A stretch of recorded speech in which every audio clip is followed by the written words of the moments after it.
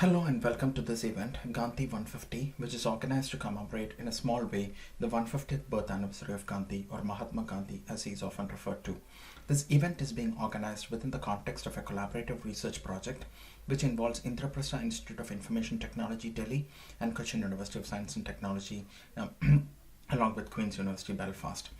The project leads from the respective organizations. Tanmoy and Santosh are present here. Uh, I am Deepak Patmanabhan and I lead the project from the Queen's University Belfast side. This is an unusual topic for a seminar held within the engineering and computing parts of the university, but we believe that it's of utmost significance to have conversations around politics and history in each and every part of the university. In fact, through a collaborative project that focuses on fake news detection, we find ourselves having to take positions around deeply political questions every now and then. In a way, Gandhi's unfailing commitment to truth, as exemplified in an often referenced quote attributed to him that says that there is no God higher than truth, is more relevant than ever in the post truth world that we live in. I will start with a short biographical sketch of Gandhi before handing over to our esteemed speakers. Mohandas Karamchand Gandhi was born on 2nd October 1869 in Porbandar, a coastal town in the Gujarat state of India. During his youth, Mohandas Gandhi was shy, soft spoken, and only a mediocre student at school. In 1888, Gandhi set sail for England, where he had decided to pursue a degree in law. Though his elders objected, Gandhi could not be prevented from leaving. In London, he studied law at University College London, where he studied Indian law and jurisprudence and trained as a barrister at the Inner Temple. His time in London was influenced by a vow that he had made to his mother upon leaving India to abstain from meat and alcohol.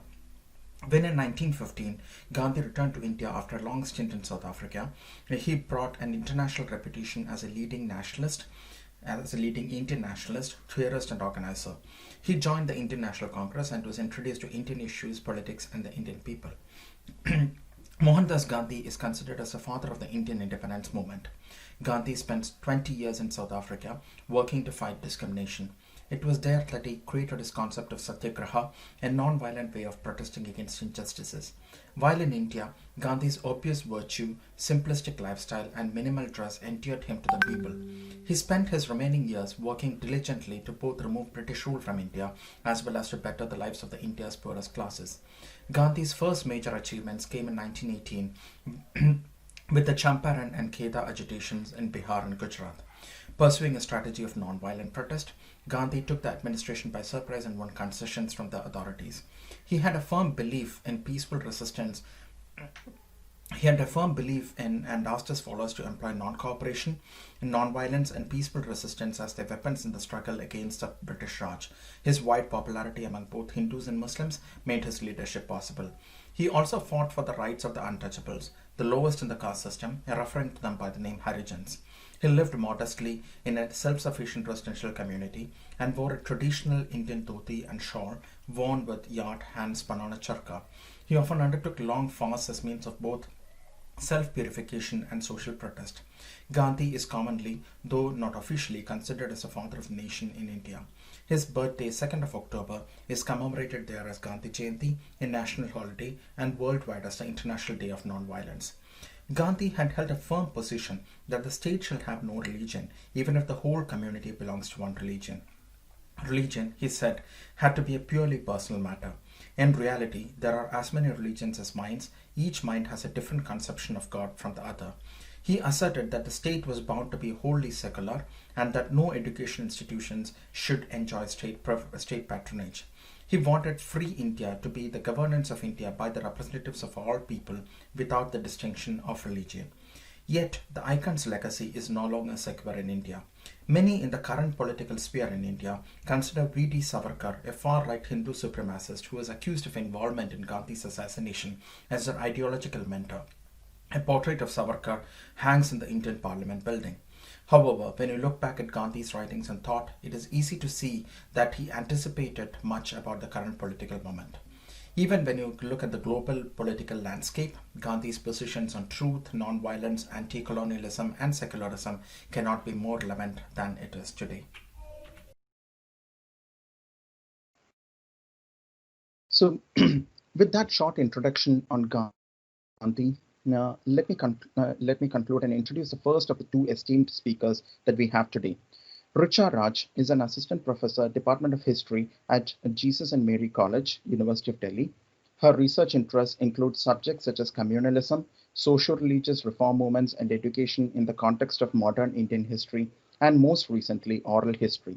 She earned her PhD from Jawaharlal Nehru University for research on the topic of social and political impact of the Arya Samaj movement in North India. She is currently member of the statutory body Academic Council at University of Delhi, serving since February 2017. She served as an invited panelist at the 79th session of the Indian History Congress on the topic of Mahatma Gandhi and making of the Indian nation. The topic of her talk today is Gandhi's Ramrajya, reflections on the social and political philosophy of the Mahatma. So, Richa, we are looking forward to your talk, and I'll hand it over to you. So, Thank you, Deepak. First of all, I would like to thank you and your team for inviting me over to speak on a topic that is so relevant in times today. That is on Gandhi's ideas of regarding social and political philosophy. His entire idea of Ram Rajya, what exactly Ram Rajya means, and how he used Ram Rajya in his correspondences, in his public addresses, etc. So I would like to begin with this idea that there are two ways of knowing Gandhi. One, Gandhi that exists in contemporary political discourse, where tokenism rather than actual adherence and understanding influences how the image of Gandhi is constructed across hoardings, party banners, institutional events, and public policies. The large purpose of this Gandhi, this constructed Gandhi, is to legitimize public policies rolled out by those in power. The other is the historical Gandhi, extracted from sources such as Gandhi's own writings, be it his autobiography, columns in the newspapers that he wrote in, public addresses, his correspondences, and also what his contemporaries had to say or write about him, both nationally or internationally. This historical Gandhi, unfortunately, remains confined in educational and academic institutions and those set up by the Gandhians, and have also, has been included, which is, of course, fortunately, in the educational curriculum of students of mostly social science since independence in India. The historical Gandhi is relevant nonetheless in contemporary times. Today, I will try and understand Gandhi, locating him in the era that he was politicized in, and in turn, himself politicized.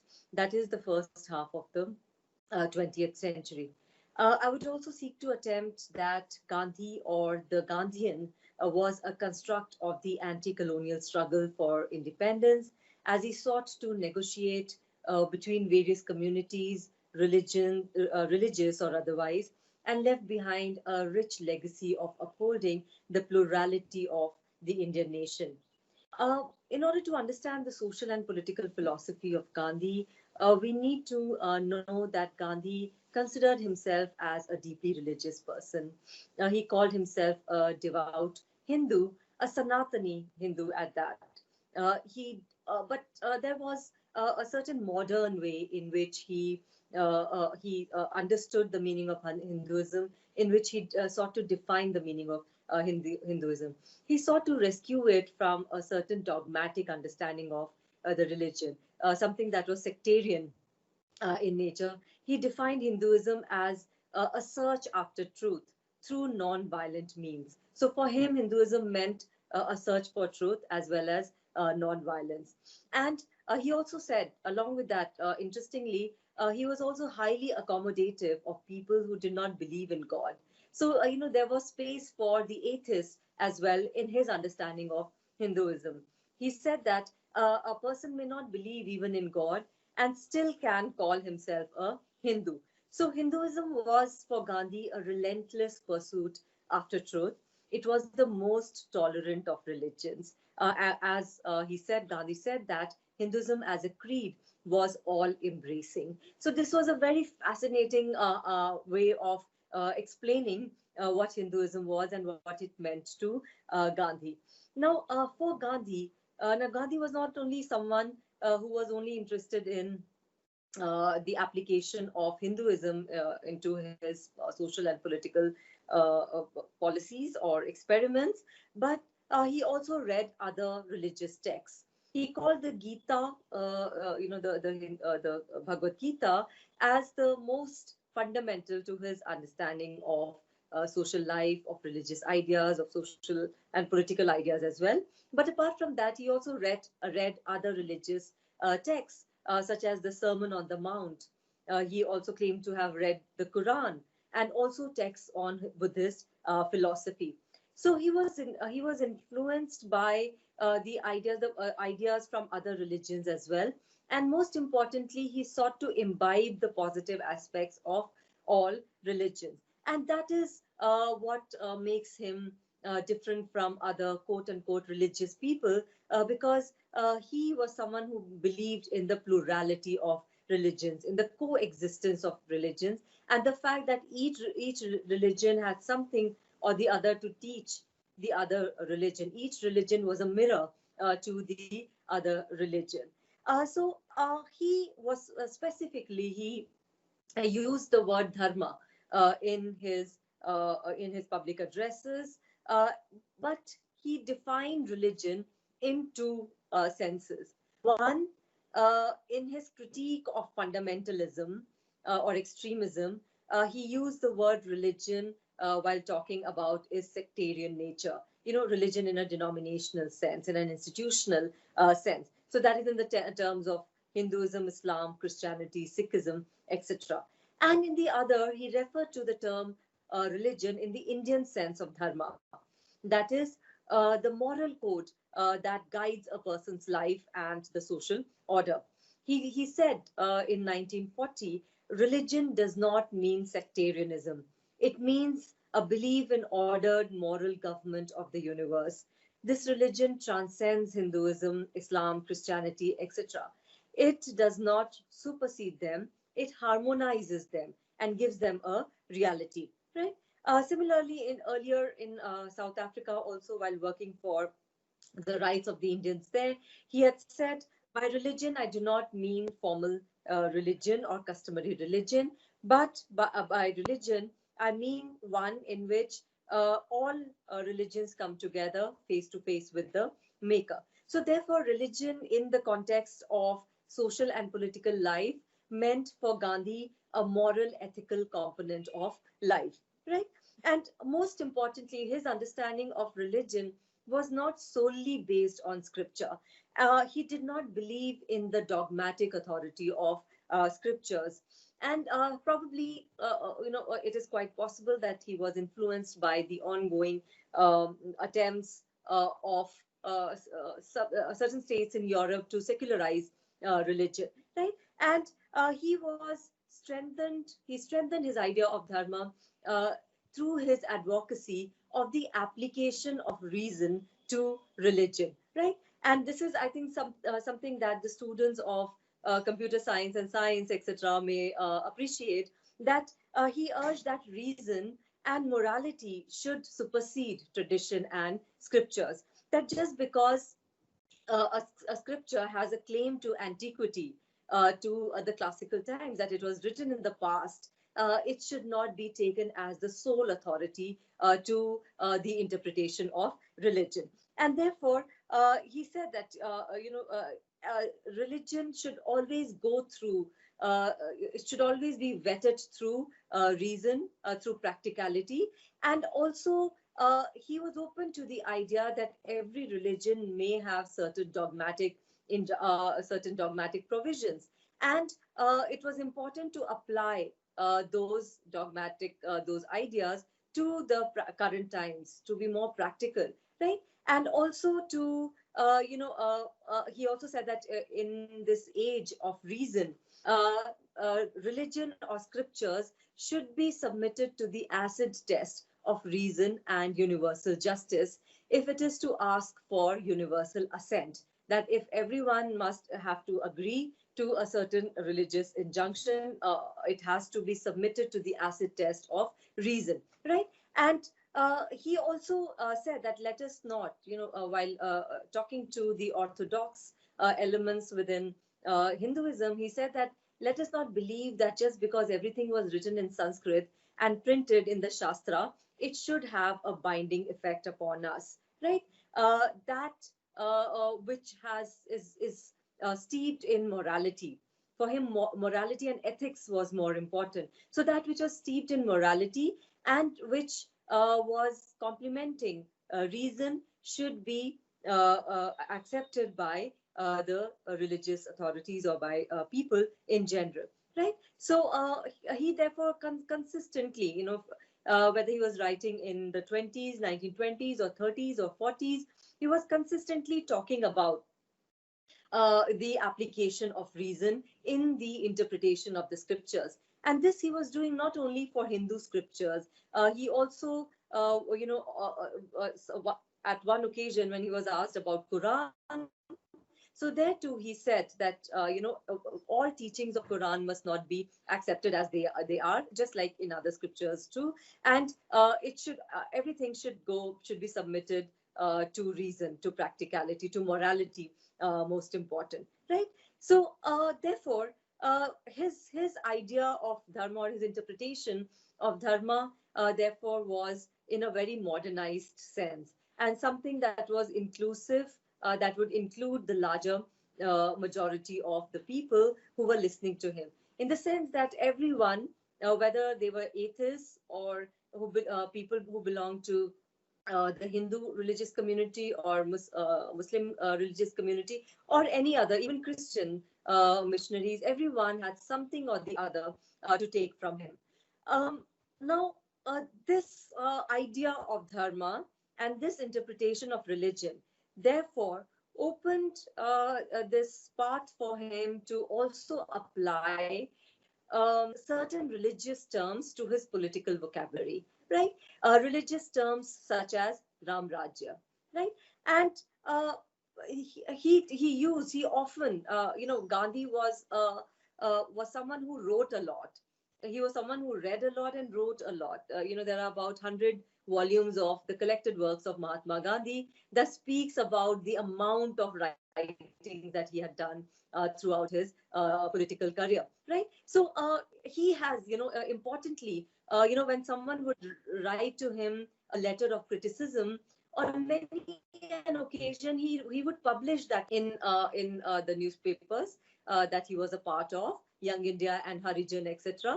And he would write his own response to that criticism. So that was, Gandhi as a perfect journalist. I think there can be another topic, when one can speak on what good journalism is or what ethical journalism should be, right?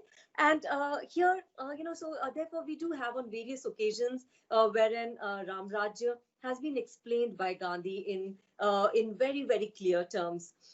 He, first of all, said that he wrote about Ram Rajya not in a religious term, not in he did not have a religious meaning to attribute to this particular term. In fact, he used it in the sense of a reign of goodness and justice. And the reason being that in popular Indian mythology, Lord Ram is related to the idea of goodness, to the idea of justice, to the idea of democracy, and principles. It has been alleged by certain people that Gandhi gave a religious coloring to his politics, by using certain symbols of Hindu mythology, using phrases such as Ram Rajya. He gave a religious coloring to his political views.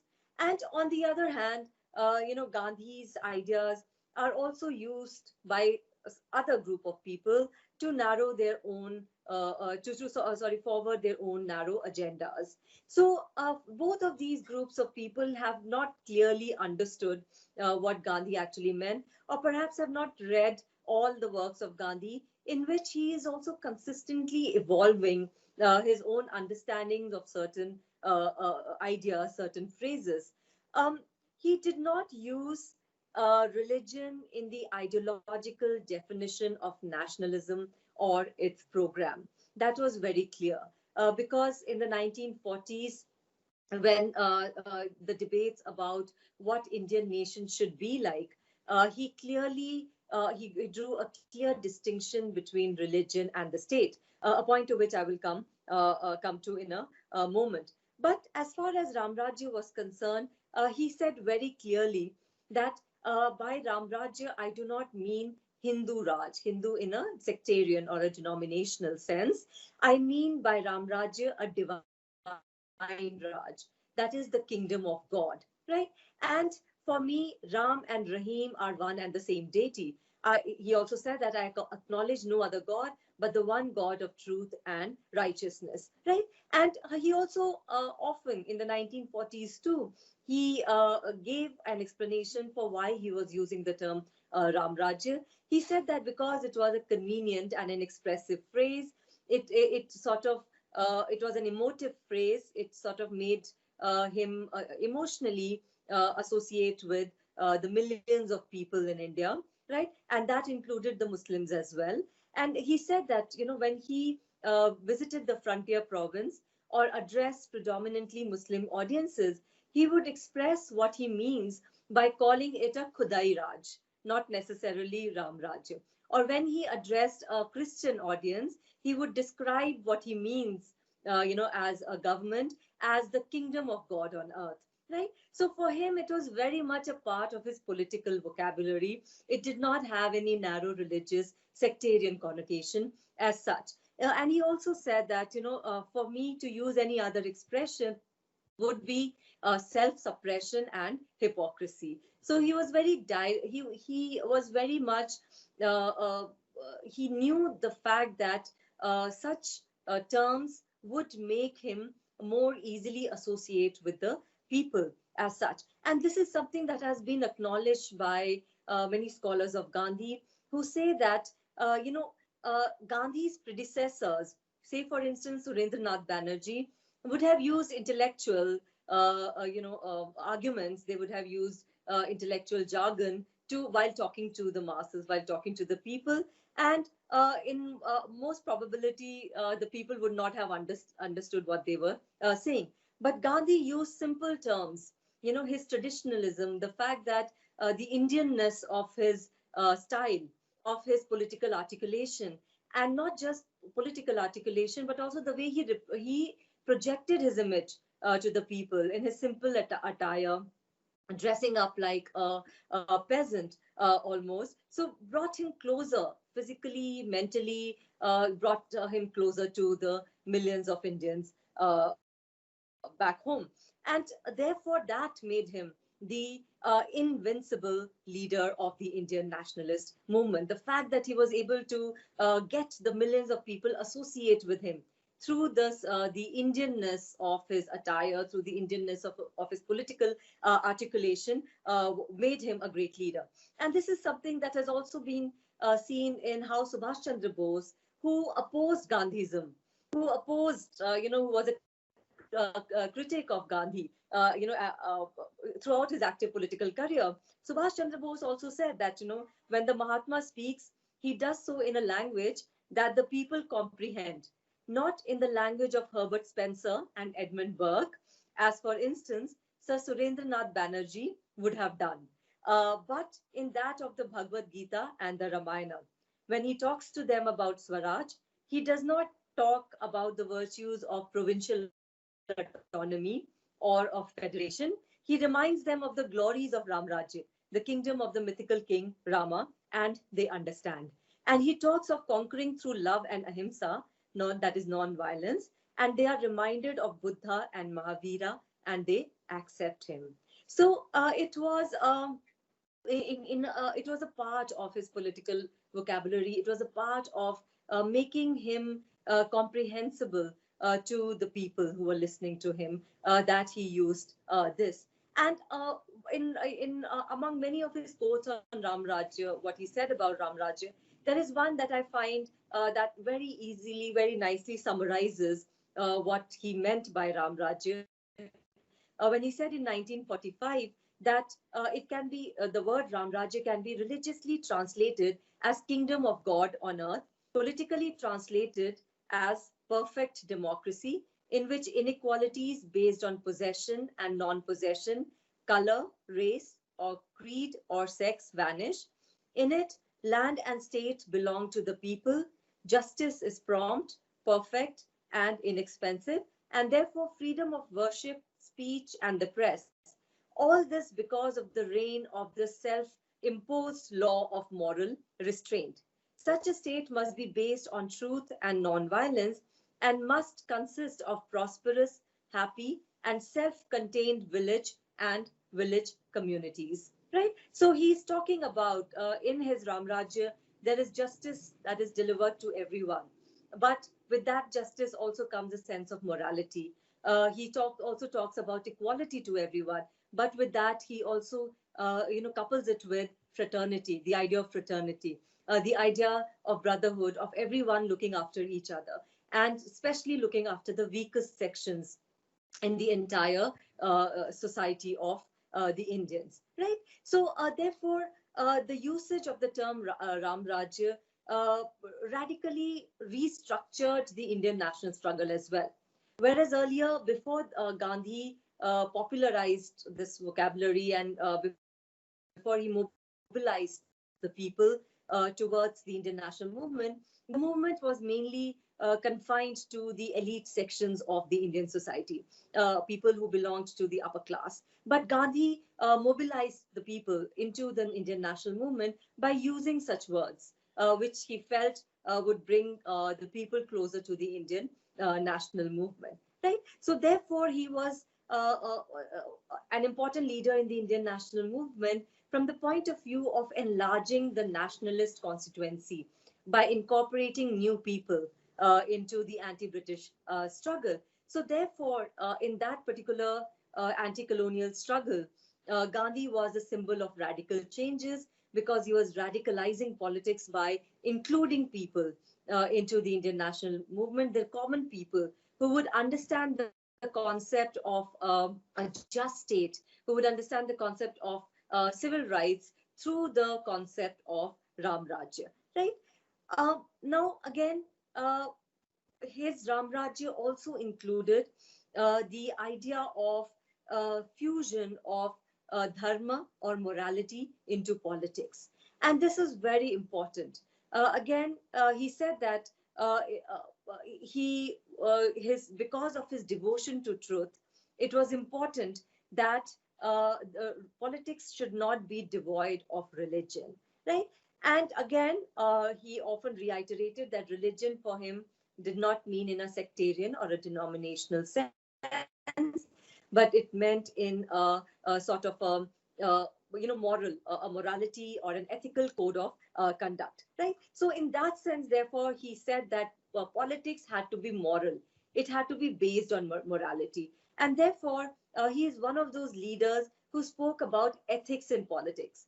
Just because just like he spoke about ethics in economics, similarly, in politics as well, he was speaking about the infusion of ethics or morality into politics. And he said that he could not isolate politics from religion because his politics was not corrupt. It was based on non-violence and truth. So for him, religion or dharma meant non-violence and truth essentially, right? And importantly, for him, uh, religion or any faith should be a faith that is open to the unifying aspects of life. That is the unifying power of all religions, which he called the union of hearts. And this is again something very important, which laid the foundation of Indian definition of secularism, which meant not a dissociation from religion, but an embracing of all religion, respecting all religions as they were, while at the same time recognizing that all religions had their elements of positive as well as negative ideas that could be also seen as corrupt or dogmatic, right? So, and also he said that, especially for Hinduism, he said that my Hinduism embraces all religions and is very tolerant. It is interesting that Gandhi was talking about the ideas of tolerance way back, in the 1940s as well, especially when the communal and antagonism had sort of flared up in India in a big way. People belonging to different religious communities were talking about their religion being in danger. The Hindu communal groups were saying that Hindus were in danger, and the Muslim communal groups were saying that Islam was in danger, and so on. So at this time, he spoke about his own religion, talking about basically targeting or being critical of those who preach the doctrine of the sword, those orthodox or conservative elements among the Hindus who were talking about violence as a means of establishing Hindu Raj in India. And therefore, he was talking about how Hinduism is actually, that is not true Hinduism. When one says that it is important to and highlight or kill other religious communities, then one is actually killing one's own religion, right? And therefore, he was saying that Hinduism was tolerant. His Hinduism was not sectarian. It included what was best in Islam, Christianity, Buddhism, as well as Zoroastrianism. So, therefore, the idea of tolerance in Hinduism was very crucial to his understanding of Hinduism. And primarily in the 1940s, he began to use more and more the word religion for sectarian or in a sectarian or a denominational sense, because of the way historical developments were coming about in pre-partition India, because of the rise of an extreme stage of communalism in India. And therefore, in his attack on or his criticism of religion that was understood as a sectarian or a denominational sense, he was often talking about how it was important to inculcate trust and brotherhood amongst Hindus and Muslims and Sikhs. He was talking about trust and tolerance. For instance, he said in way back in the 1920s, when the issue of uh, music before the mosques that was being brought about by certain Muslims as being injurious to their religious sentiments, or the issue of cow killing that was being brought about by certain sections of the Hindus as being injurious to their religious sentiments, and therefore a lot of antagonism being created because of these emotive issues, as well as the introduction of Shuddhi and Tabligh in the Indian society. Gandhi said that Hindus must not imagine that they can force the Muslims to give up cow sacrifice. They must trust by befriending Muslims that the latter will, of their own accord, give up cow sacrifice out of regard for their Hindu neighbors. Nor must Muslims imagine that they can force Hindus to stop music or arti before the mosques. They must befriend the Hindus and trust them to pay heed to reasonable Muslim sentiment, right? And so, therefore, he also said that it is obviously wrong legally to enforce one's religious practice on those who do not share that religion, right? So, what he was talking about was trust, tolerance, and the idea of reconciliation. Reconciliation was central to his idea of dharma or morality, or to his idea of Ram Rajya, to think of the other through a change of heart. Often on many occasions, he spoke about a change of heart, to inspire a change of heart in the hearts of the opponent, rather than to ask to carry on an antagonistic feeling towards the other, or a relationship of hostility with the other religious community. So I think in the Indian society, which has numerous communities, divided along religious lines or linguistic lines, or even ethnic lines as well. This idea of reconciliation was very important in his vision of the Indian nation. And that was for a very long time, for many decades after independence, this idea of peaceful coexistence, of reconciliation, which was inspired from Gandhian ideas, formed a part or the backbone of the Indian secular pluralistic nation, right? And therefore, it is important also to understand what Gandhi meant, what his vision was as far as the new emerging independent India was concerned, and what should be the role of the state in that newly independent Indian nation. And therefore, again, throughout the 1940s, uh, in the period leading up to the independence of India, he spoke about how religion was to be a personal affair. The state had nothing to do with it. There should be no association of the newly independent state with religion. And he said that if we confined religion to our personal matters, all would be well in our political life. Right. So, there was very sharp social engineering that we see coming from out of Gandhian philosophy. The fact that if you can only be a nationalist working for the independence of India if you believe that all religions can peacefully coexist in the Indian nation. So his idea of Indian nationalism, which was basically the product of the anti-colonial struggle in India, in which people from different religious backgrounds, from different caste backgrounds and ethnicity and linguistic backgrounds came together in the struggle against the colonial government. It was the plurality of that struggle that became for a long time the backbone of the vision of the Indian state. And therefore, he said that religion is no test of nationality, but it is a personal matter between man and God. That Indian nationalism cannot be derived from religion. Therefore, Indian nationalism cannot be the prerogative of one particular religion. Our nationalism was a product of a united struggle. It was above narrow sectarian religious divisions, right? So, therefore, uh, and importantly, he also said that no denominational educational institution should enjoy state patronage, that the state should not associate itself with religious instruction in any way. And also, the state must keep away from all religious bodies. Gandhi was opposed to any state aid to religious bodies.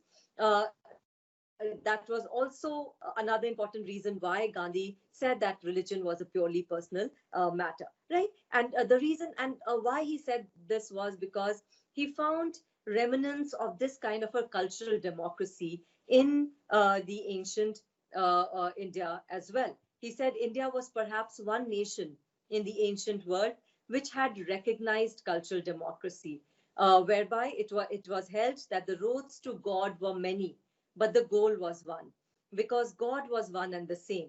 In fact, the roads were as many as there were individuals in the world, right? So he sort of invokes the ancient cultural tradition or cultural democracy of India, in which there is an openness of thought, in which it is believed that there were many ways to reach God or to reach the truth, and there cannot be one superior way than the other ways, right? So therefore, he formulated the idea of Sarvadharma Samabhav, which meant neutrality towards all religions, that all religions must be recognized as equal in the eyes of the state, and that the state must dissociate itself from siding up with with any particular religion. Right? So he was very clear about the role of the state as far as religion was concerned. For instance, in the Karachi Resolution on Fundamental Rights that he redrafted and moved at the Congress session of 1931, Gandhi declared the state shall observe neutrality in regard to all religions, right? And therefore, the idea of Sarvadharma Samabhav, which was also embraced by other reformers, social reformers in the 19th century, was taken forward by Mahatma Gandhi, which sort of also shows that Gandhi legitimized his ideas through by taking the rational ideas from from India's ancient past, right? And importantly, I would just like to also once again add to the idea of how Gandhi was also admired not just by people from the Congress, but people across all religious communities. One, even the atheists. There were two important people who were his admirers, who were atheists, D. Ramaswamy and G. Ramachandra Rao. Who for whom Gandhi changed this idea of God is truth to truth is God. Right. So Gandhi accommodated the atheists in his philosophy also by saying that for my atheist friends, truth is God. Right. And therefore, he gave an equal place to the atheists as well by accepting the truth as the supreme end, as the eventual goal for the people, right? And therefore, I would just like to add with this idea that has been put forward by uh, important historians like Professor Bipin Chandra, who says that Gandhi was so popular, immensely popular, not just in India but abroad as well. For instance, there was one German Christian priest living during the time of Hitler, who wanted to meet Gandhi and who wanted to revive Christianity, especially the teachings of Christ, during the Sermon on the Mount, to combat Nazism. He wrote a letter to Gandhi as well, but he wanted to come to India to meet Gandhi too, but could not do so due to lack of funds. But he also, like Gandhi, he said that he would want to learn a lot from Gandhi by looking at the positive and the more rational aspects of one's own religion, right? And so Gandhi was admired by people who were deeply religious as well as those who were atheists as well. Yet Gandhi was never worshipped as a religious prophet, nor as an avatar, neither a guru, right? We've not heard of temples being erected around him, right? But he was revered as a Mahatma, and Mahatma means a revered person or a great spiritual being, a great soul. He was not respected as an avatar or worshipped as an avatar or a Swami or a Guru. So that speaks, the fact that he was called a Mahatma and not a Guru speaks that his understanding about his own understanding of religion, which was not in a sectarian way, in a denominational way, but in a more spiritual way, a way which was more attuned to morality and ethics, right? I think it's almost time now, and I would like to end here with this. Yeah, thank you very much, Richa. So it was an enlightening talk, especially I think the value-oriented and inclusive interpretation of religion, which is kind of unusual for many parts of the world, and so on.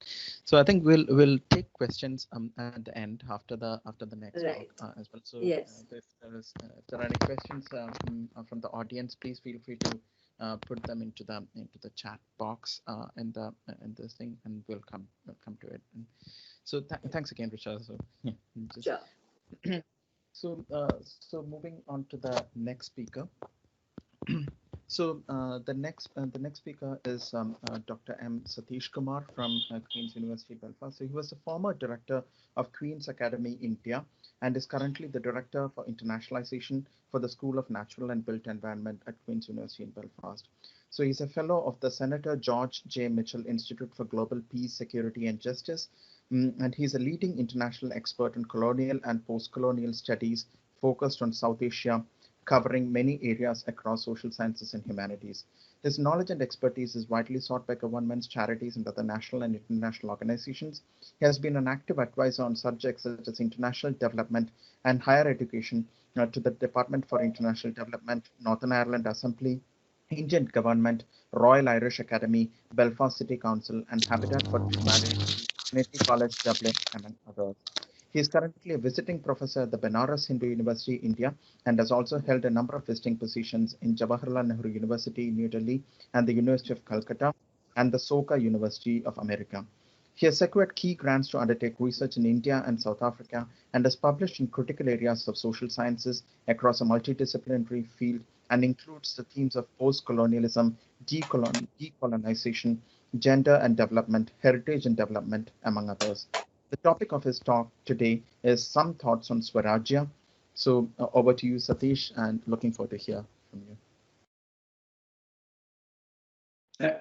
Thank you. Thank you. I know that I'm at the moment in Delhi, just got out of my almost 7 months of Banvas. And thank you to Richa as an old alumni from my own university in JNU. So it's always a pleasure to see JNU former students doing so well, especially middle students and others. So today's talk, I'm not going to take much time because it's part of a larger project on decolonization. And what I intend to do is, I have 3 talks on Gandhi, but today I'm going to be introducing some aspects of my thoughts around that. And I know that Richa came up, which is very interesting. But what I'm going to do is pick up the idea of Swaraj, some thoughts around the Swaraj and Hind Swaraj of Gandhi. And there's a lot of things written about it, but I thought at least we are commemorating 150 years to see exactly where this perspective, how it has evolved, how it has emerged, and today what are the relevance to the modern context, not just for India, but global. So that's a sort of few words that I would say. So Gandhiji used the term Hind Swaraj, which for him had a distinct connotation. When the son of Dada Saheb Kharpade asked Gandhi what he by Hind Swaraj, Gandhiji said Swaraj was independent capacity to sustain or to bear with. The youth was confused with Gandhiji's answer and said, if Swaraj is not going to give us anything in the form of rights, then what use is it? It only means to suffer. Okay? So please understand the context that Gandhiji was introducing this. The earliest reference to Swarajya was in the Constitutional Bill of 1895, also known as the Swaraj. It was conceived of and written during the nascent rise of Indian nationalism. It called for self-governance of Indians by Indians, albeit within the British Empire. Okay? So the next time Swaraj or Swelf comes into circulation was from the presidential address of Dadabhai Naoroji in the Calcutta session 1906. At this time, there was a huge divide in India between the moderates and the so-called radicals or extremists in the Indian National Congress.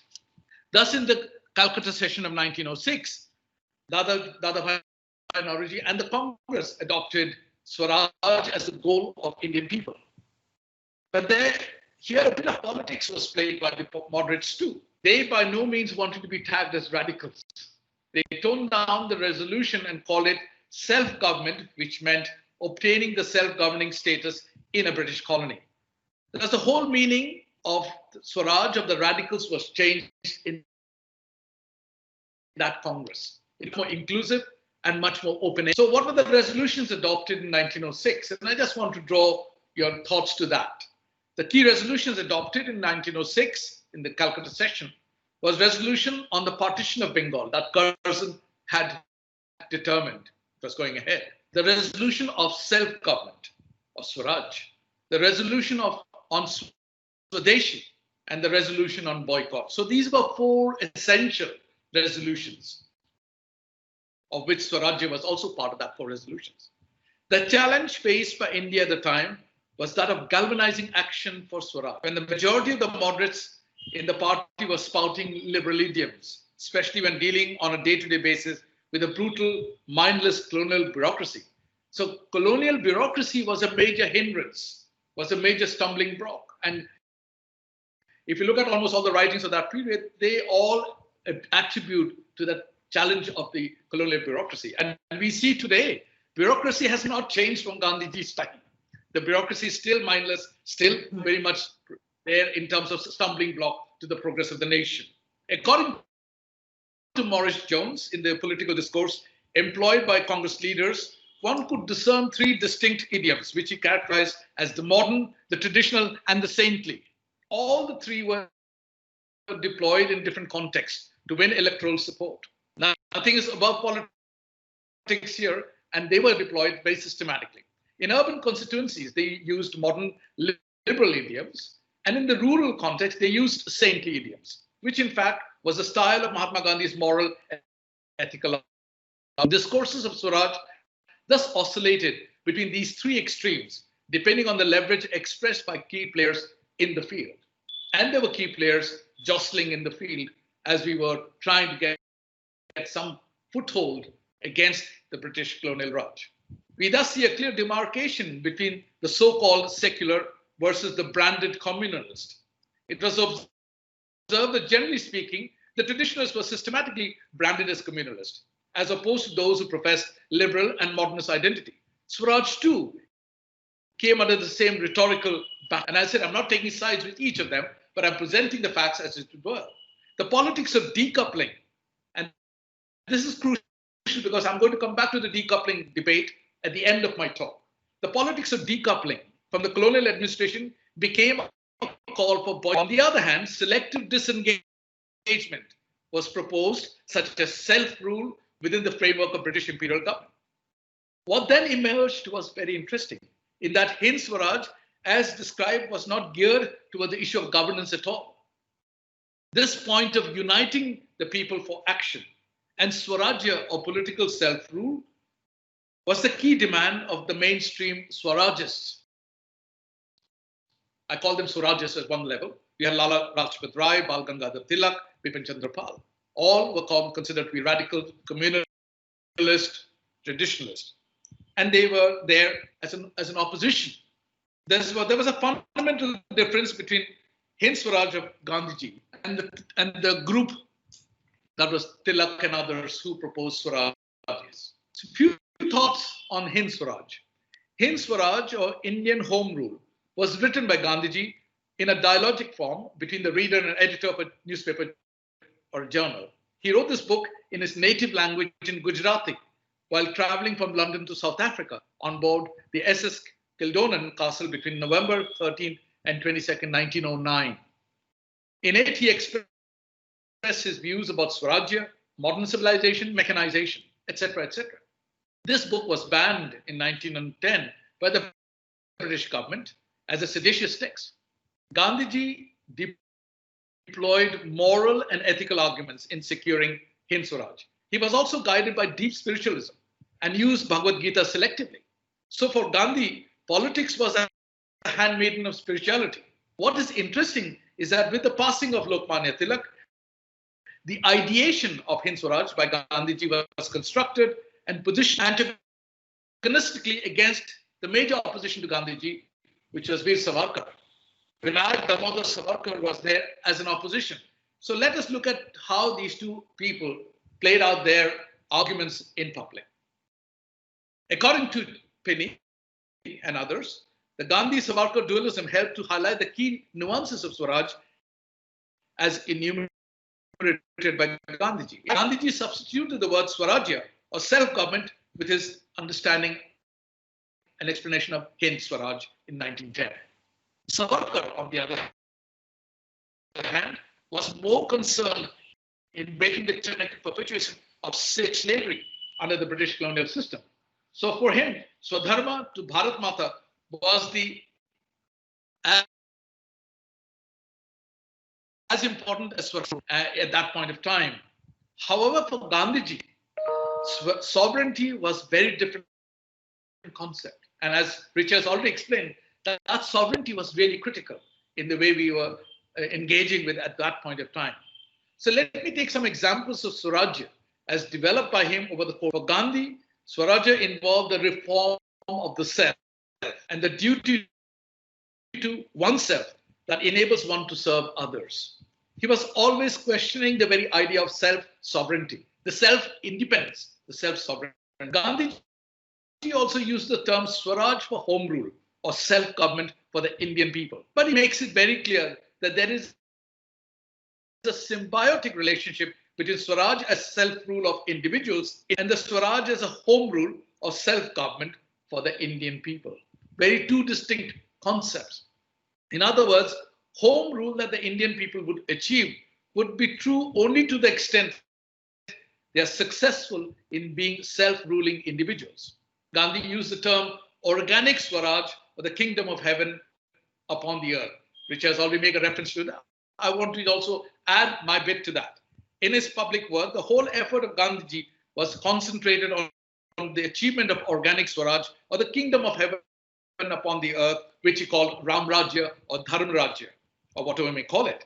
This was to be done while keeping intact the genius of India's civilization. He never wanted to disassociate with the historicity of Indian civilization. And I think that's where some aspects of his secularism comes through quite strongly. Okay? He was not taking sides. Such a Rajya is responsive to public opinion and cares for the lowliest of the low. And I think that is very important. His emphasis on the lowliest of the low. That means the downtrodden, the untouchables, all of that, the Dalits as we call it today. That was his emphasis, great emphasis on that particular group. Public opinion is a vital force in developing internal strength. When the public opinion is free and not artificial, it is truthful. A Rajya built on such a public opinion is Ram Rajya. So here again, the politics of how do you moderate public opinion is very important in terms of our progression as a democratic society. So in an ideal state, therefore, for Gandhiji, there is no political power, for there is no state. And he uses Thoreau's idea that government is best which governs the least. The least governance is really important for democracy. But that's an aspiration. So Gandhiji also says Swarajya or self-government means continuous effort to be free of government control. Okay? It's an idealistic perspective, but he also proposed this in the time when people are debating about the form of government, about what we should do after we attain independence or freedom. He says, emancipation of one and all, and not for any one class or section or interest. So in chapter 15 of Hind Swaraj, Gandhiji puts forward the thesis that the real challenge is to free the millions of people, but not simply to change the government. How could this be achieved? Not by the use of arms and violence. This is for two reasons, he adds in his book. He adds, one, any resort to violent rebellion would require thousands of Indians being armed, which is itself too tall an order. Two, he also says, more importantly, if India resorts to arms, the holy land of India would become unholy. In the process, India would become a land worse than Europe. He vehemently rejects the use of brute force for attaining Swaraj for India. He introduces arguments and rejects all of these other alternatives. So there is constant battle in his mind when it is the 1919 Russian Revolution, when he's looking at the changes taking place globally. He's reflecting back on that and its implications for India. Okay, increasingly he emphasizes the importance of means and ends. Thus, he rejects the basic formulation of Indian revolutionaries that India could be freed only by violent means, both on moral and ethical grounds. He also rejects the moderates' view, and this is important. He also rejects the moderates' view that India could be freed by mere supplication and presenting petitions after petitions. That will not work, he said, unless it is backed by effective sanctions to exercise our own sovereignty. And he talked about the passive resistance or love force. He also introduces the concept of satyagraha. Satyagraha as a mode of passive resistance, a method of agitation and protest based on truth and non-violence. So satyagraha based on truth and non-violence, which is crucial, not just any truth. Okay? The method of passive resistance consisted of defying the laws, non-payment of taxes, boycott of government institutions. These were the measures that he was inviting the people of India to participate. He explains the concept of passive resistance as a method of securing rights by going through personal sufferings. So the more personal sufferings you undergo, the more moral you become, the more ethical you become, because your experience is leading you to those directions. Here, by implication, he justifies the use of soul force, the force of your soul as a basis. He further argues that passive resistance is not the weapons of a weak. It's not the weapon of the weak. Rather, it is the weapon of the strong. He concludes the entire discussion by saying that real home rule is possible only through passive resistance. But he also hastens to add, he said, passive resistance will have to observe.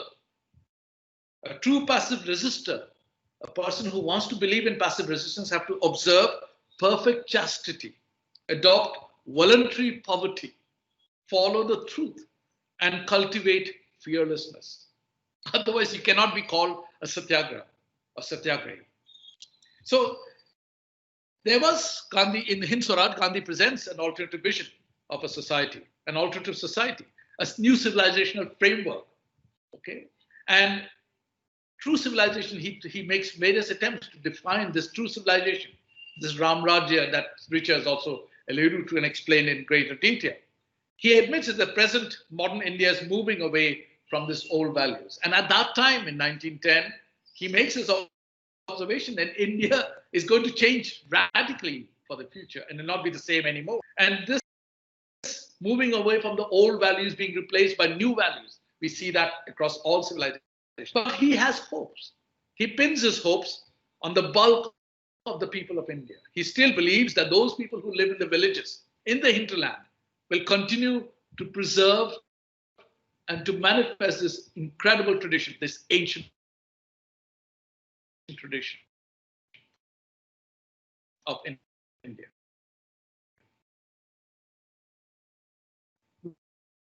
Which is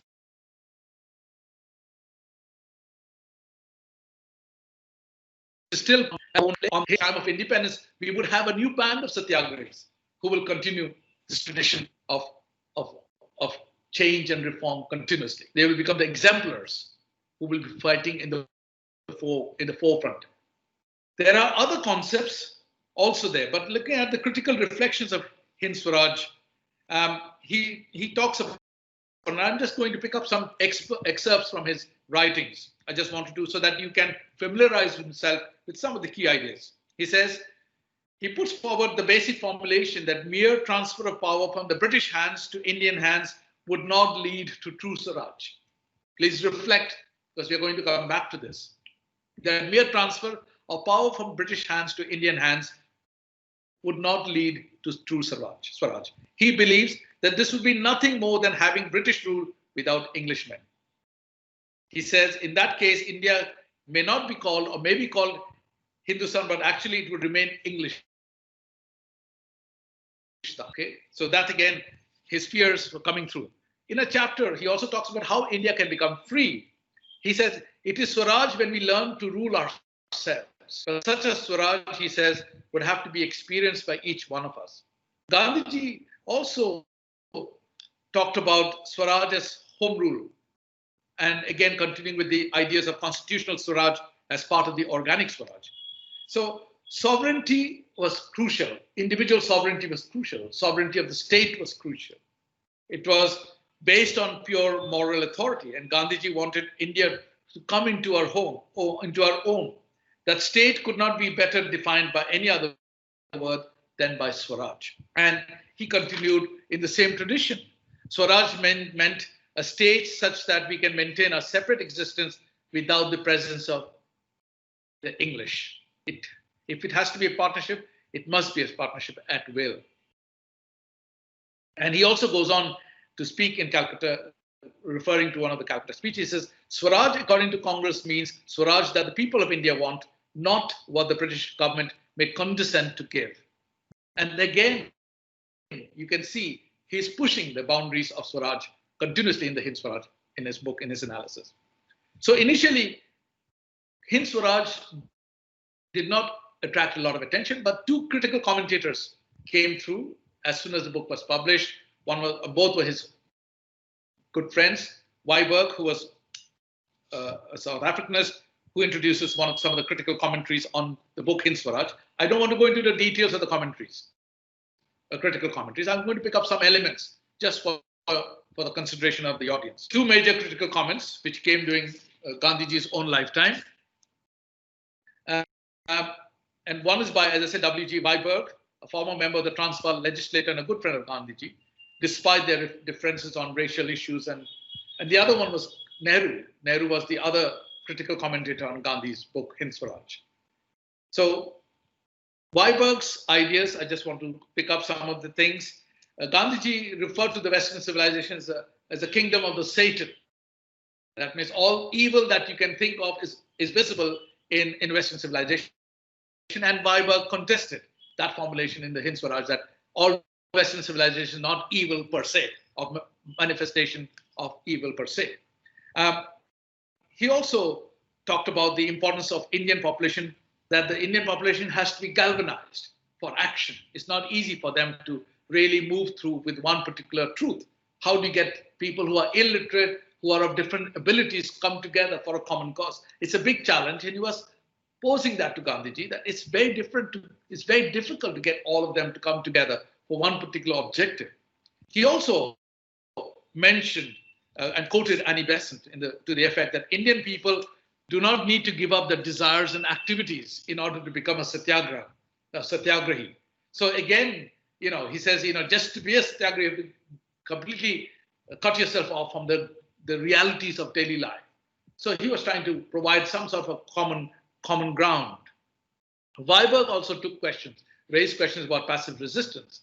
And he argues that passive resistance in actual practice would be nothing but transferring the battle and violence from physical to the mental plane. Okay. So again, he says, is the people of India equipped to undertake this great challenge, or the grand challenge of Hind Swaraj? And he also continues to say, it could not be used for political ends, as its primary means was to transcend the world altogether. So in a way, he's saying that you cannot decouple, you cannot delink yourself from the global by creating this unique civilization or unique group of people who can promote a particular worldview. And this was being raised as way back in 1910. Okay.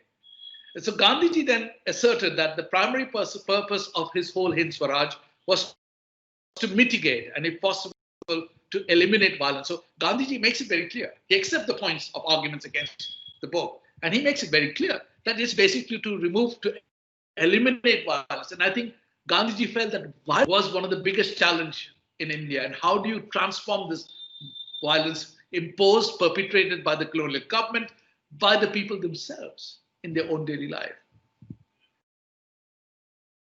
He left Weiberg with no doubt that home rule could be obtained by violence would be totally different from the one obtained by passive resistance. He convinced that point of view. Passive resistance was both moral and spiritual, according to Gandhiji. Gandhiji defended his firm condemnation of the Western civilization on the ground that was judged on the scale of ethics. So he said ethics is the key point by which you determine whether civilization is good or bad, in that respect, evil, good or bad. So Gandhiji went on to assuage the fear proposed by Weiberg, the fear that he mentioned it very clear. Weiberg's fear was that predicated on the premise of complete divorce between religion and politics. Weiberg said, you have to maintain a complete divorce between religion and politics. And Gandhi said something very interesting. He asserted that he's in fact working to bridge the gap between religion and politics, as he wanted to test all actions on the touchstone of ethics and morality. So he said he's not trying to keep them apart. He wants to, within the Indian civilization framework, in order to reinforce the importance of ethics and morality. So an interesting point, I thought, which should be considered as well. Nehru, on the other hand, his criticism was quite clearly defined. Gandhiji said to Nehru very clearly, and he reiterated this in 1945, Gandhiji's Hind Swaraj, which had formulated from 1910 to 1945, in 30 odd years, he had formulated another conceptualization of perception. And I just summarized that. He said, to attain true freedom, the people will have to live in villages and not in towns. This is so because it would never be possible for the crores of people to live at peace with each other in towns and palaces. Moreover, village life alone would provide a congenial atmosphere for the practice of truth and non-violence, without which the world could hardly survive. Gandhiji also said the true joy and happiness could only come from contentment arising from the fulfillment of one's basic needs. That is the only way they could become self-sufficient and would be able to enjoy the true freedom. Thus, the village of his conception would be a habitat of everyone contributing his or her might to the Commonwealth. Such a village would provide enough cleanliness, healthcare, and would be full of activities. No one would remain, and no one would wallow in luxuries. So Gandhiji, one of the most crucial point about the promotion of the village life, he was most obsessed with the fact that people should not remain idle. Idleness creates huge problems. Okay, today unemployment rate, COVID-19, idleness is the biggest challenge for the government of India. Okay, so I'm just putting some thoughts forward, and as I said, I'm just trying to work through it. So Nehru rejects Gandhiji's preference for village life. Village life, which he says village life will be more suitable. And he says, no, why should we think in terms of river? Why can't we talk about the town, the whole idea of industrialization and town life will transform India for the better. So making a direct reference to Hind Swaraj, Nehru makes it very clear that the total picture presented therein always appears to be unreal. That was his true feeling, that Gandhiji's Hind Swaraj is suspect. And he also says that besides this, the Congress as an organization has never considered that picture, much less even adopted it. So you can see there was a big gap between Hind Swaraj of Gandhiji of 1910, 1935, when he reiterates that same point, and Nehru and Congress, how they were responding to it. Gandhiji again wrote to Nehru in 1945, November 13th. And as I'm coming to the end of this talk, I just wanted to bring that key points about Hind Swaraj. And I would summarize some points. He talks about the equality of opportunities. Gandhiji again reiterates the importance of equality of opportunity, equal right and equal opportunities for all citizens of India. One point. The second point, he talks about the rural-urban divide. How do you bridge this rural-urban divide? Okay, you can have towns, you can have cities, but we have to bridge the divide, which is emerging, which has already been established in colonial India, the rural-urban divide, in terms of food, clothing, basic needs. And he talks about the lowest common denominator in the Indian society and talks about the mutuality that can exist in this lowest common denominator, the people in the villages of India, the rural society of India, how to make them self-sufficient in terms of the basic necessities. So Gandhiji, towards the end, has become much more attuned to the emerging realities of India as it moves towards independence. And these issues of equal opportunity, equality of opportunities, rural-urban divide, the lowest common denominator, these issues still persist after 74 years of India's independence. Okay, so you can see measured responses from the. So in terms of critique and everything else, can we say that Hind Swaraj is based on a realistic assessment of India of 1910, India of 1905, India of 1935, 1943? Is there any realistic assessment? And I think to give due credit to Gandhiji, yes, Hind Swaraj has evolved from that period and transformed the way we understand society then and now and for the future. Gandhiji himself accepted some of the limitations of his formulations of Hind Swaraj. He became more agreeable to assigning a greater role to modern Indian state. So in terms of concluding remarks, let me pick up a few points and pull them together. If you look at Gandhian ideas today, where do we find Gandhian ideas really emerge, and how do we see the whole prospect of Hind Swaraj? We find that being reflected in the post-development debates and discourses provided by Escobar and others. Post-development idea, what is post-development? Post-development idea is about decoupling from the world of capitalism. And Escobar is the industrial growth model of development with its accompanying consumption patterns and the ideology of materialism is now under fundamental threat and is no longer sustainable. To reimagine development in the 21st century, especially in the wake of weakening and uncertain global economy, coupled with the crisis of three Fs, food, finance, and fuel. calls for a critical evaluation of priorities. Added to this is the issue of planetary limits imposed by sustainability and human security. Can development today be without imposing particular worldviews? How can the issue of self-individual and dissent square against rising inequalities, which is both racial, financial, sexual, and indeed geographical disparities?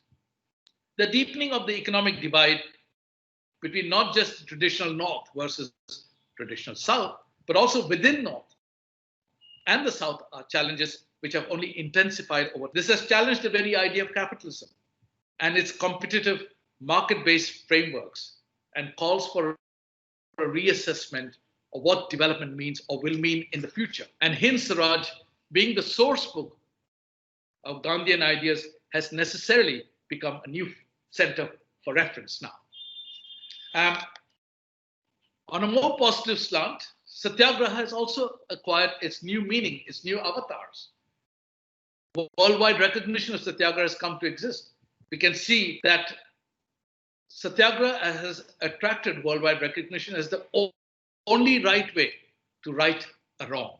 The Arab Spring, the Jasmine Revolution in Tunisia are cases in point where Satyagraha is now moving. The Black Lives Matter is also a great example of Satyagraha coming into action today. In a word, Hind Swaraj, despite its apparent polemic style, contains some perennial truths. The question is, how should we read? Should we read as a classic or a manifesto for action? And we see people are still using Hind Swaraj as a manifesto for action. There are three challenges present themselves in the context of dominant ideas of Hind Swaraj in terms of global development. We have seen the rise and demise of Asian China, the ascendancy of Indian middle class, and the Chinese attempt at global dominance as a workshop of the world. We have also seen the gradual decline in all that is economic in the developed North, and today COVID-19 has flattened all the rising curves of linear stages of development. Secondly, in terms of the complexities of development in practice, there has been a shift in emphasis from modes of standardized economic growth, the ones that prioritizes fiscal resilience, border security, and private wealth creation. These two have taken a severe beating. Development there is no longer about idealistic, universal, or democratic outcome for all, but rather about normalizing what have become persistent inequality. Lastly, the intersection of global challenges such as those of COVID-19, climate change, extreme inequalities, and terrorism have presented real crises in the development outcomes for the immediate future. This crisis demands an approach that enhances interdependence and human solidarity between and within countries, rather than remedial tinkering with the structural contractions and contradictions that persist between the rich and the poor. The morality of economic growth needs to be squared with reducing inequalities, vulnerability, and environmental security. Gandhiji makes it very clear, unless we take care of these issues, we will not be a prosperous society, community. I want to end by Gandhiji's words. I submit, and this is what Gandhiji says, I submit the Swaraj is an all-satisfying goal for all. We, the English-educated Indians, often unconsciously make the terrible mistake of thinking that the microscopic minority of English-speaking Indians is the whole of India. I defy anyone to give for independence a common Indian word intelligible to the masses. Our goal at any rate may be known by an indigenous, by the 300 million. And we have such a word in Swaraj, first used by Dadabhai Naroji. Thank you very much. Thank you. Thank you, Satish. That was a very interesting talk, and especially for me personally, I wasn't aware of Gandhi's take on the economic issues and capitalism, which was very interesting for me personally as well. So, so are there any questions at this time for the speakers? Feel free to post questions on the meeting chat.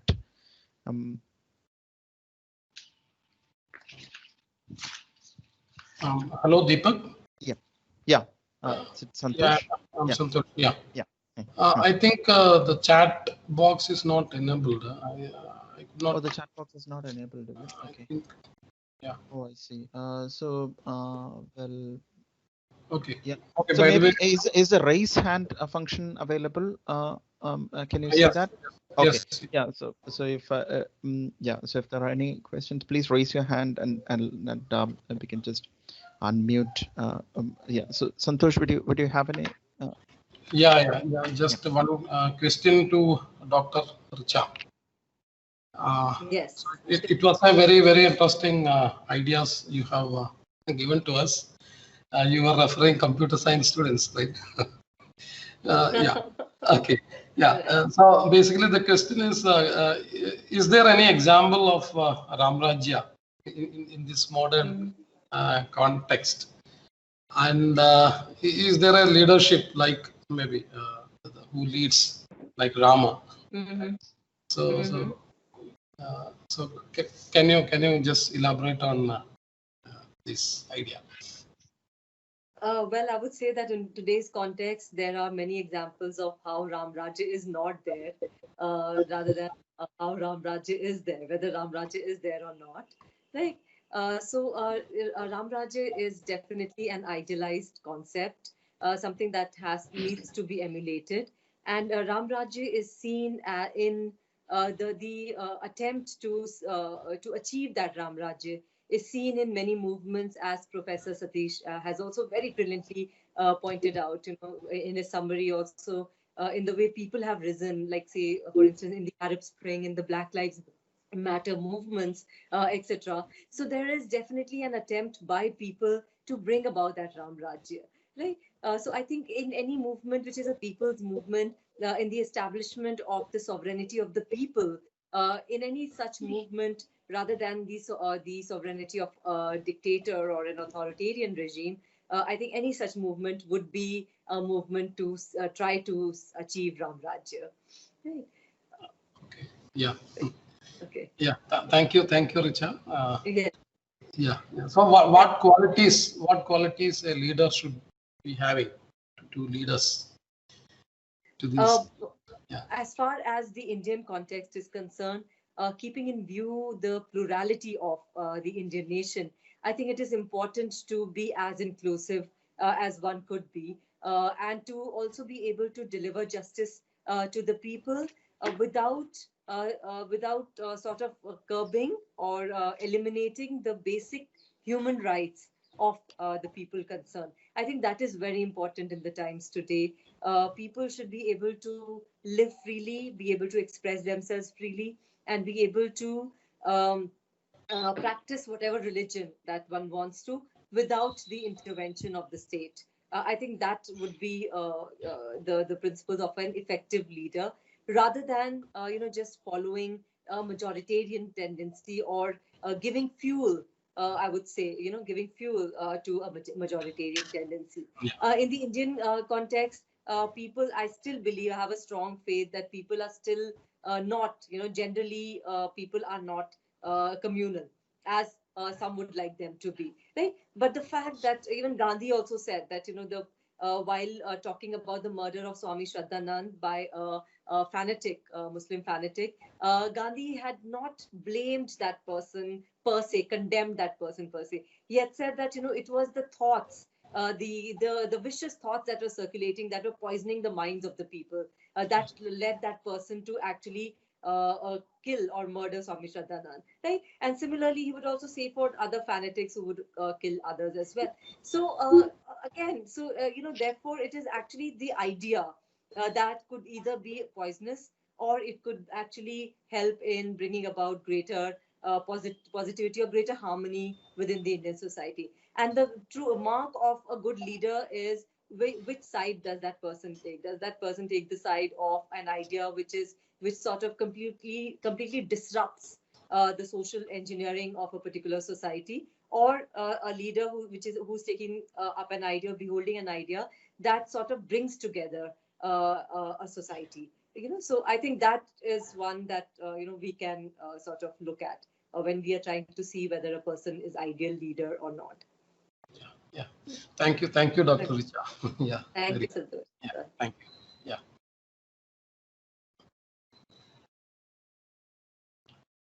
Any other questions from the audience? Anybody who, well, if the chat functionality is not visible, if you could just raise your hand, then I can unmute.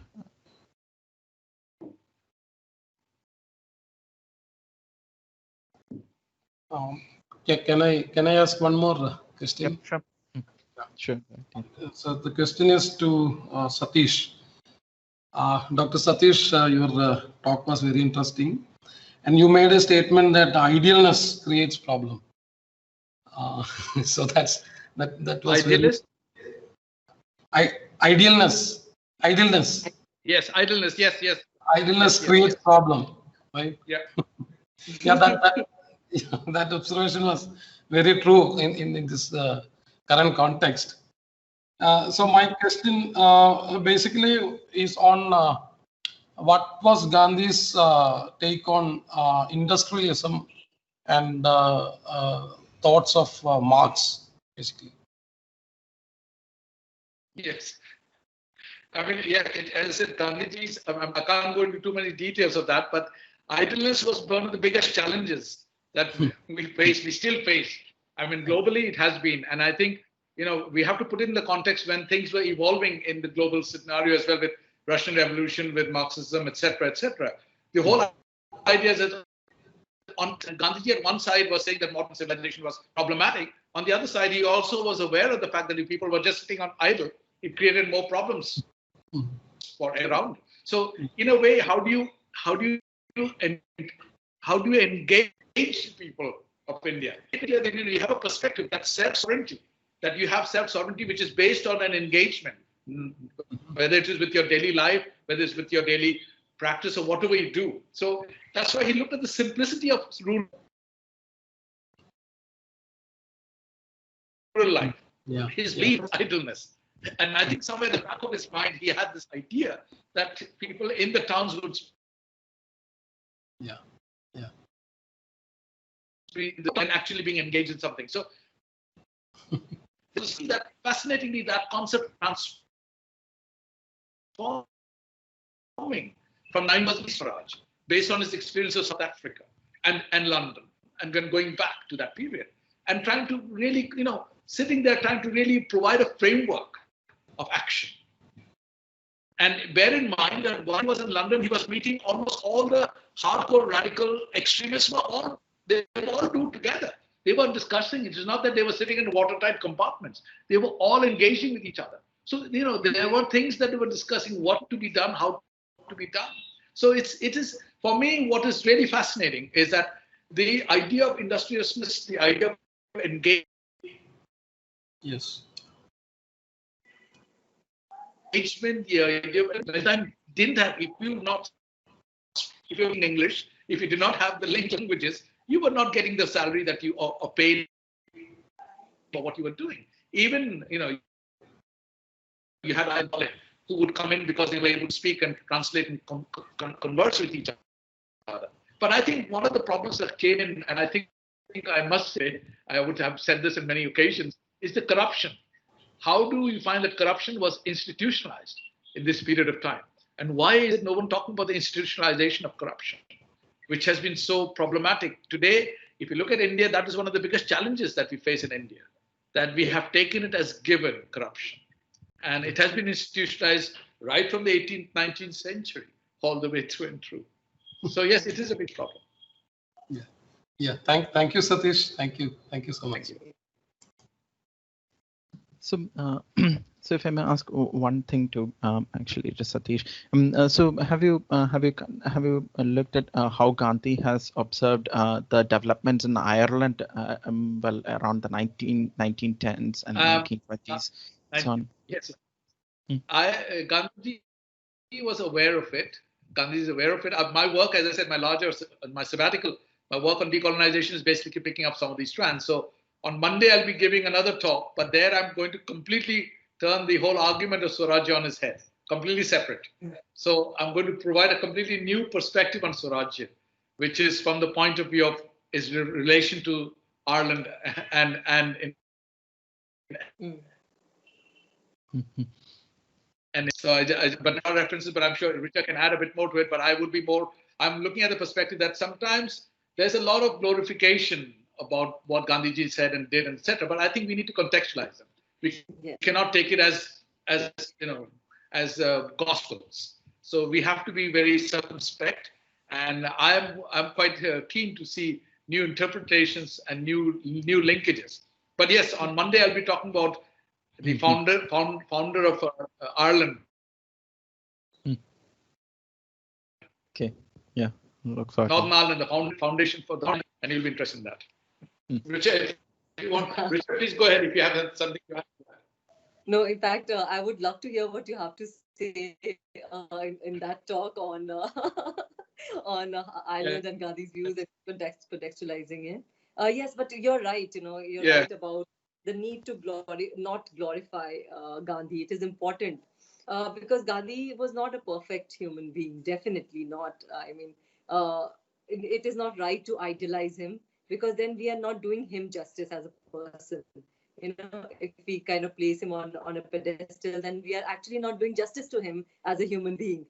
So that sometimes, it is often said that, he was prejudiced against, say, the blacks, the Africans, especially in, while fighting for the rights of the Indians in South Africa, etc. So, again, that is something that we need to look at the imperfections of Gandhi as well, and also contextualize him. I think he was much more progressive on one hand than many of his compatriots, including people about the rights of the blacks, etc. He had very, very important discussions with African American thinkers like Howard Thurman, etc. Right, he spoke to him about the need for non-violence, and we have about 3 decades later the entire civil rights movement led by Martin Luther King. But at the same time, there are people who say that Gandhi was prejudiced, in South Africa against the African population. So, of course, we need to definitely, I mean, you're right, Professor Satish, that it is important to contextualize the person. That is very important, and not to glorify him. But at the same time, when the world begins to move in a certain direction which is not conducive to to a harmonious living, one say, I think it is always important to also look back and look at how relevant Gandhian teachings could be in such a world, especially when throughout the world we have the rise of authoritarian regimes.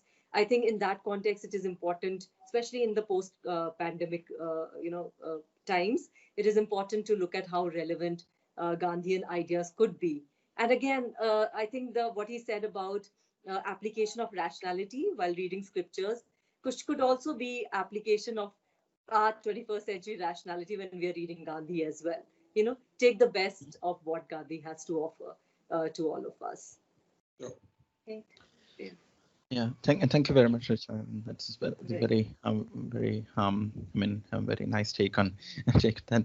So if you if there are no further questions, maybe well, I'm mindful of the time as well. We're just overshooting time in terms of time. So maybe Santosh, would you? Santosh is our project lead from Cochin University. So Santosh, if you're still around, would you just be able to add some concluding remarks? Yeah, okay.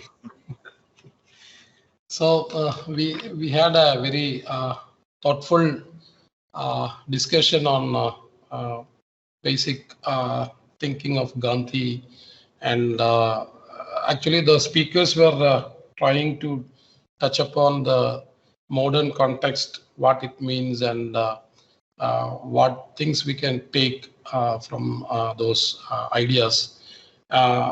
Maybe without considering Gandhi as an ideal or a god-like man, something like that. So very, very interesting points put forward.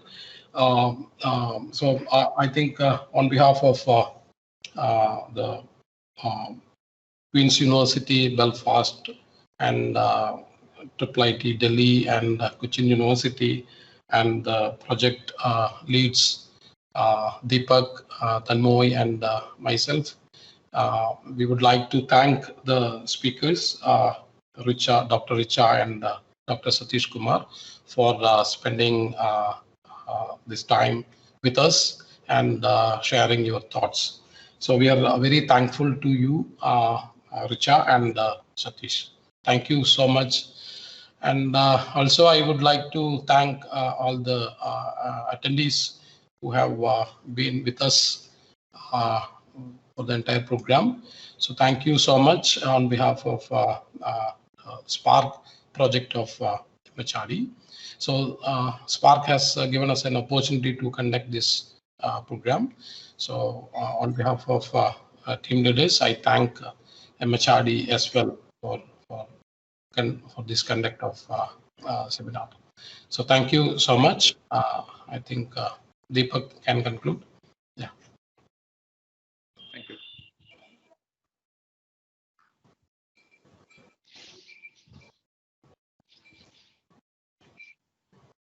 Oops, I'm sorry. Yeah, sorry. Yeah. Well, this happens all the time. So I was just saying thanks to the speakers for agreeing to participate and for the for the nice talks. And it was certainly very enlightening to hear to hear the various perspectives of Gandhi. And just for the just for participants, so some participants had asked me about whether that they had known some friends who could not be able to attend because of time constraints, and whether recordings will be available. So we are indeed trying to make the recordings available via a YouTube link. So if somebody needs them or you want to pass it on to somebody, please feel free to contact me later, maybe over the weekend. Yeah. So that brings us to the end of the session. So thanks again to everybody, and yeah, hope to organize more of these things later on, as after the pandemic thing in person as well. Thank you. Thank you very much. Thank you. Thank you. Thank you to everyone. Thank you. Thank you for all this. Thank you. Thank you. Bye-bye. Thank you. Bye-bye.